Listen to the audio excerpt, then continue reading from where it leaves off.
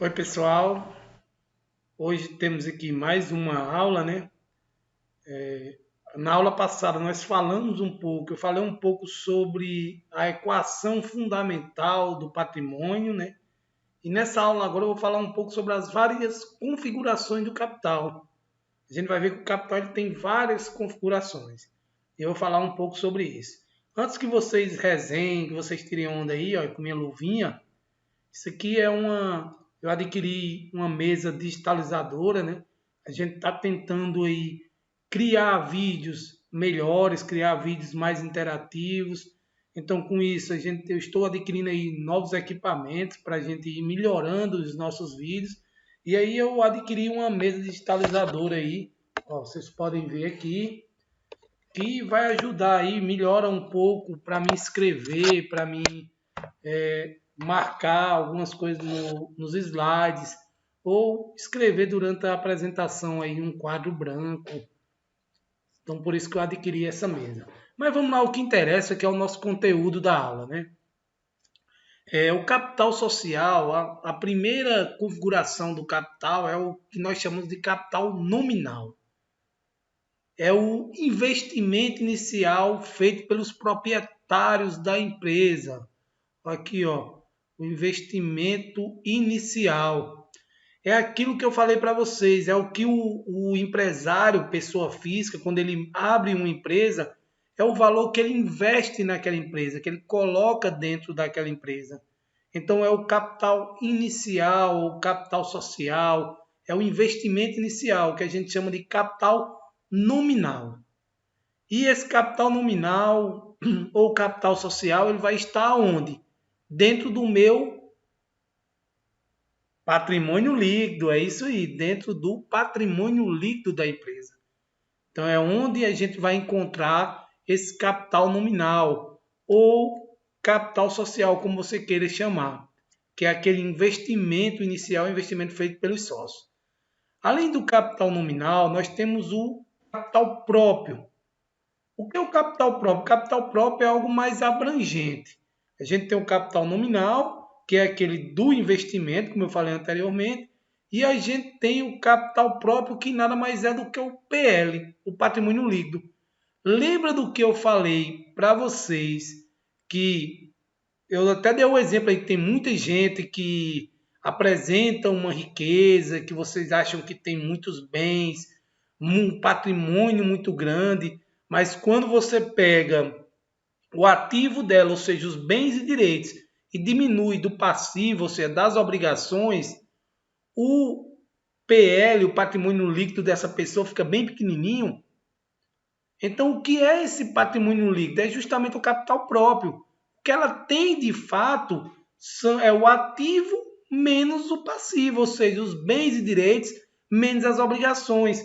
Então, a gente tem aí o patrimônio líquido como sendo o capital próprio dessa empresa ou dessa pessoa física, que abrange o quê? O capital inicial, ó, mais as variações do capital. O que são essas variações? É o lucro ou prejuízo, variações para mais ou variações para menos. Então, no PL nós temos o capital nominal, o capital social, mais as variações desse capital, que são os lucros ou prejuízos. Os lucros eles são na relação transferidos para as reservas, que a gente tem as reservas de lucro, como reserva de contingência, reserva estatutária, vários tipos de reserva, que eu não vou entrar em detalhes aqui em reserva, porque, como eu falei em aulas anteriores, esse assunto de reservas ele é lá de contabilidade avançada. Aqui nós estamos numa disciplina de fundamentos da contabilidade, vendo a parte básica de contabilidade. Mas se alguém tiver alguma dúvida, se vocês tiverem alguma dúvida e queiram saber mais sobre reservas, podem entrar em contato, deixar a pergunta aí ou mandar por e-mail ou colocar lá no nosso Google Sala de Aula que eu respondo com o maior prazer a cada um de vocês. Então, pessoal, nós temos também o capital de terceiros. É outra configuração do capital, aqui o capital de terceiros. E o que é o capital de terceiros? É aquilo que foi investido por terceiros, como o próprio nome diz, né? corresponde aos investimentos feitos na empresa com recursos provenientes de terceiros. Onde é que está esse capital de terceiros? No meu passivo, pessoal. Então, o capital de terceiros está lá no passivo da empresa. Tudo aquilo que está no passivo é capital de terceiros. Ô, Aladim, capital de terceiros é o que está no passivo? Sim, você não pegou o emprestado com terceiro, você fez um financiamento. O financiamento vai para onde? Lá para o meu passivo, como uma obrigação. Você fez um empréstimo ou comprou mercadorias a fornecedores a prazo. Vai para onde? Lá para o passivo. Então, aquela mercadoria lá que você comprou, que você está devendo, é capital de terceiros que está dentro da sua empresa. Entenderam aí, pessoal? Qualquer dúvida, lembre, pode perguntar, não fiquem na dúvida.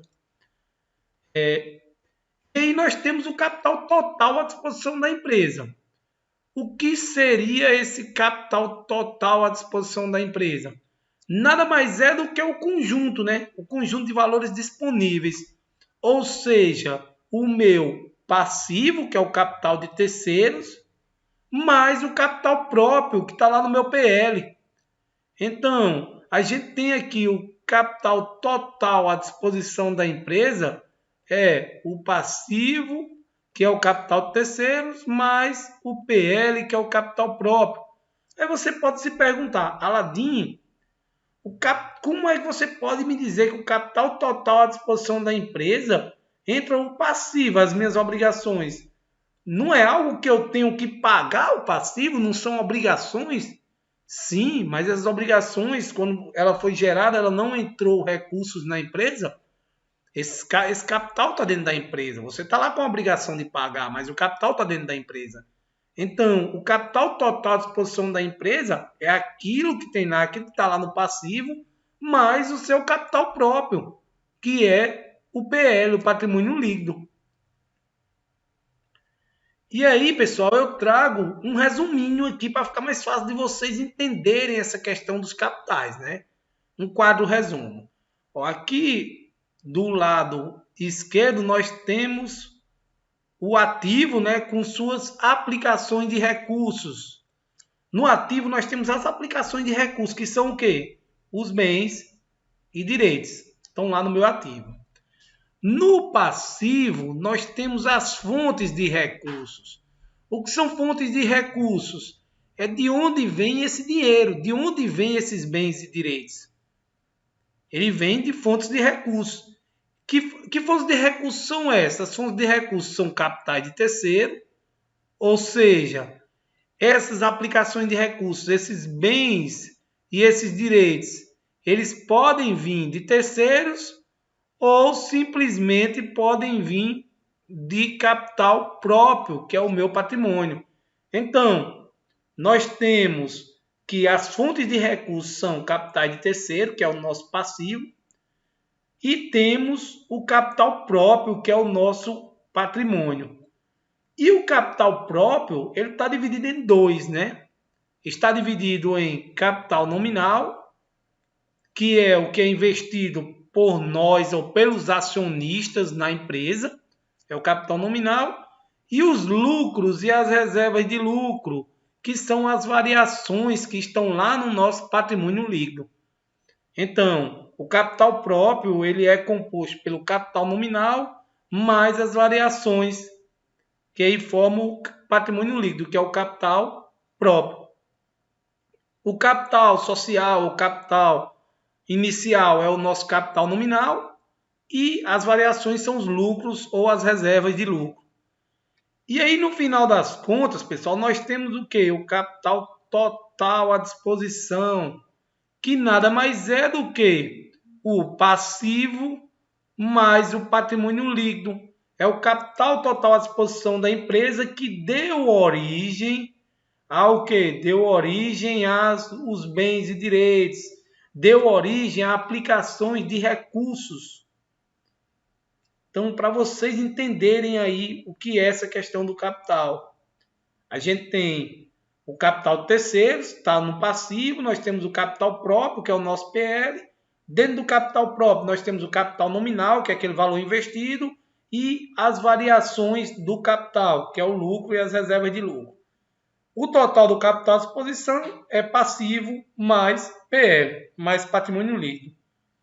Com isso, pessoal, nós já temos uma ideia geral da contabilidade e aí nós vamos começar a trabalhar um pouco a estrutura do balanço.